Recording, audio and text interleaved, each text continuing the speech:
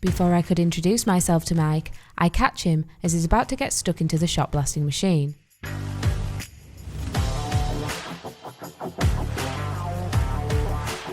Mike explains to us in more detail his experience of using a shotblaster for the first time. Do you know what, Katie? I can drive anything. I can drive cars, obviously. I can ride motorbikes. I've even flown a helicopter and an aeroplane. But it's the first time I've ever had a go on a shotblasting machine. Kind of terrifying because it's my floor and I want to make sure it's a good job. But there's lots of levers and switches to manoeuvre around, and here you can see it's going to come to an end. He's going to throw that lever.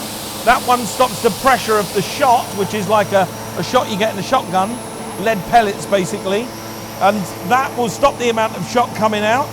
Then he's got the lever at the back, which is the accelerator pedal, essentially.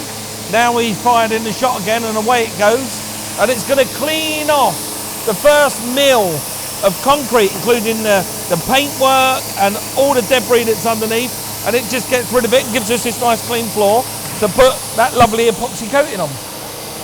By the way, I taught him everything he knows.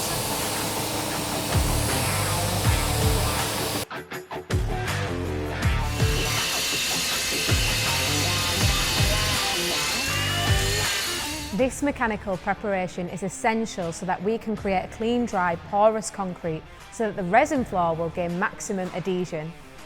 So what are the benefits of preparing the floor? It helps to smooth the entire surface. It creates a key which is critical to ensuring the epoxy has something to adhere to. It can help to remove any existing coating on the floor. We are just finishing the grinding and shot blasting process, which is essential in preparation to make sure there are no imperfections before we start priming.